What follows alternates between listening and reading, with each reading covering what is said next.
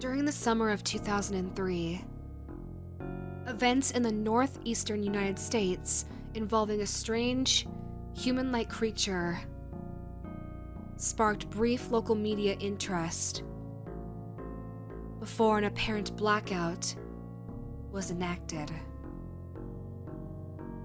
Little to no information was left intact, as most online and written accounts of the creature were mysteriously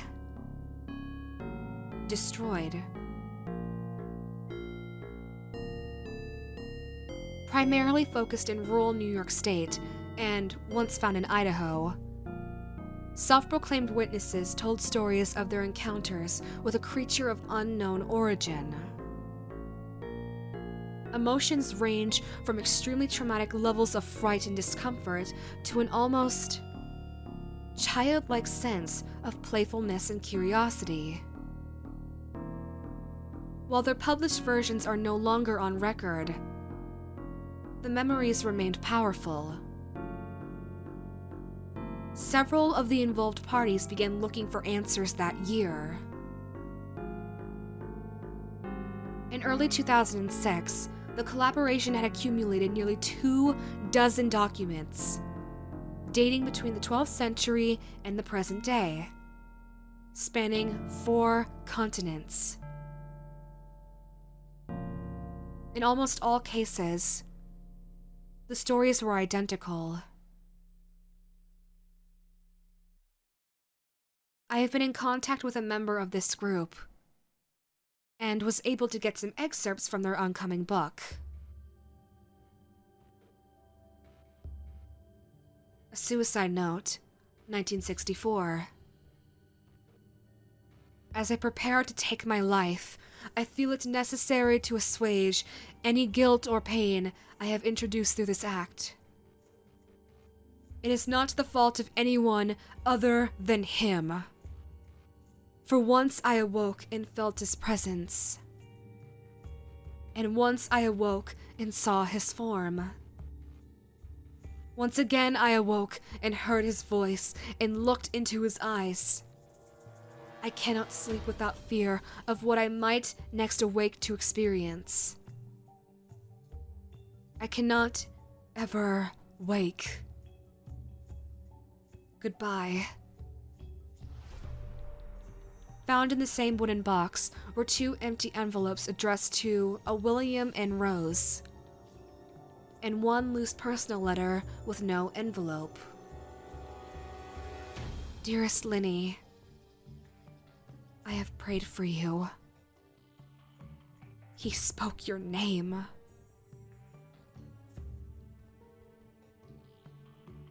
A journal entry, translated from Spanish, 1880. I have experienced the greatest terror. I have experienced the greatest terror. I have experienced the greatest terror. I see his eyes when I close mine. They are hollow, black. They saw me and pierced me. His wet hand. I will not sleep. His voice.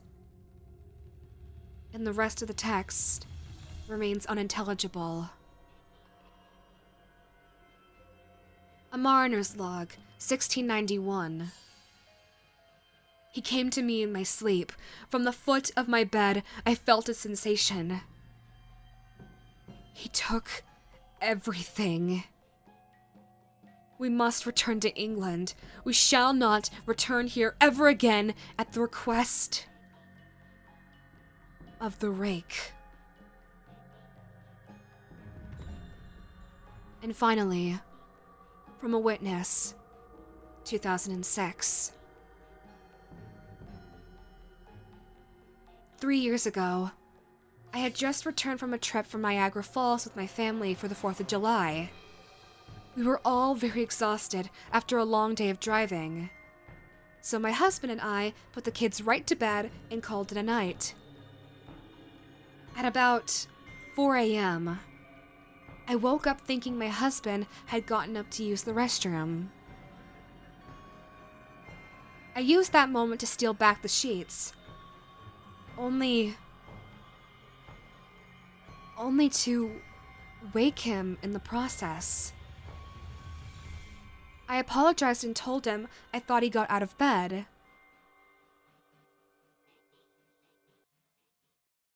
When he turned to face me, he gasped and pulled his feet up from the end of the bed so quickly his knee almost knocked me out of the bed.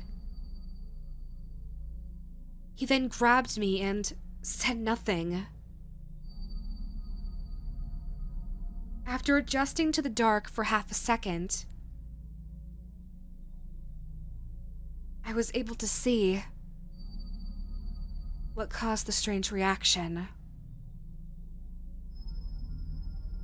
At the foot of the bed, sitting and facing away from us,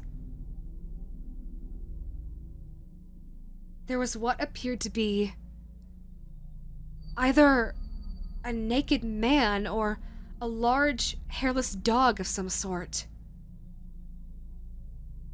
Its body position was disturbing and unnatural, as if it had been hit by a car or something. For some reason, I was not instantly frightened by it, but more concerned as to its condition. At this point, I was somewhat under the assumption that we were supposed to help him. My husband was peering over his arm and knee, tucked into the fetal position, occasionally glancing at me, before returning to the creature. In a flurry of motion, the creature scrambled around the side of the bed and then crawled quickly in a flailing sort of motion right along the bed until it was less than a foot from my husband's face. The creature was completely silent for about what felt like 30 seconds.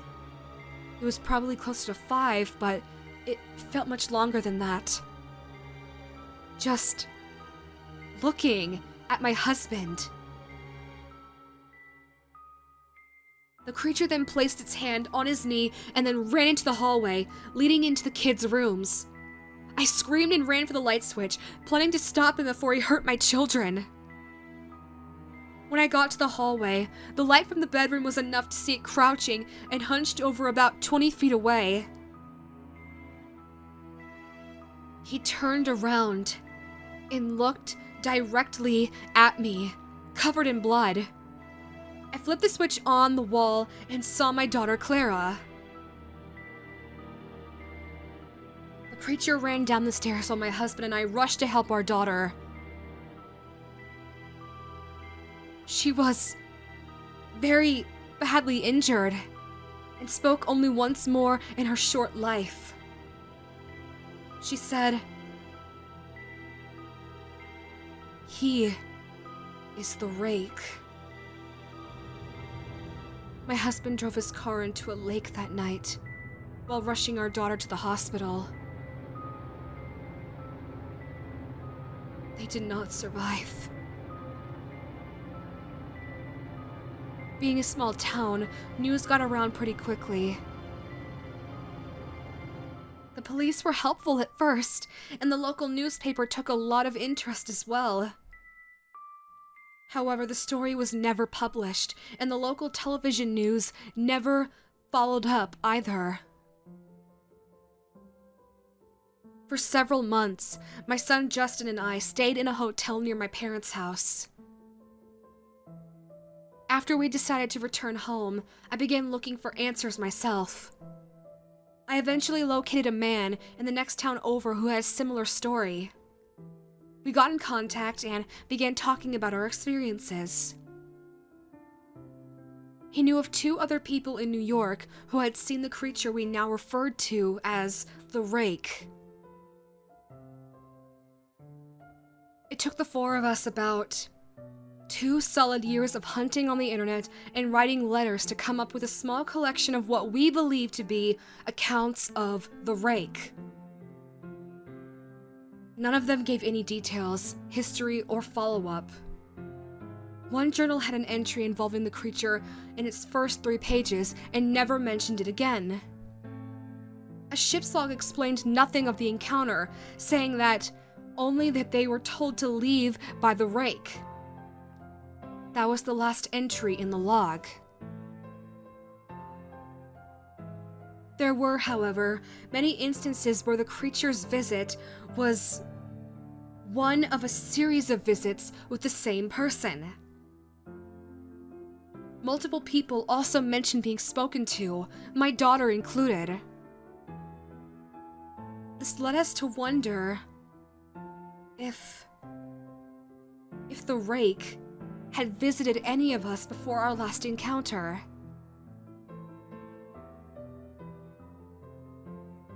I set up a digital recorder near my bed and left it running all night, every night, for 2 whole weeks.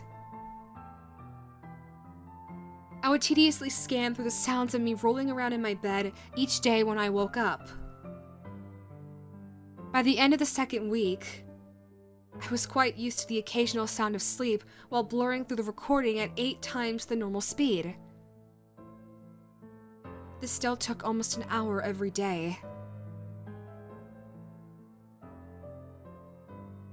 On the first day of the 3rd week, I thought I heard something different. What I found was a shrill voice. It was the Rake. I can't listen to it long enough to even begin to transcribe it. I haven't even let anyone else listen to it yet.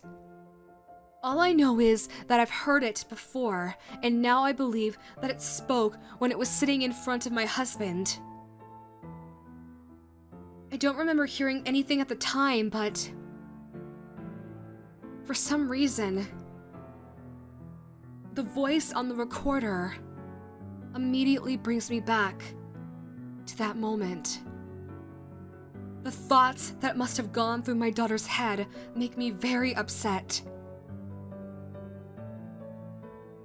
I have not seen the Rake since he ruined my life, but I know that he has been in my room while I slept. I know, and I fear that one night I'll wake up to see him staring at me.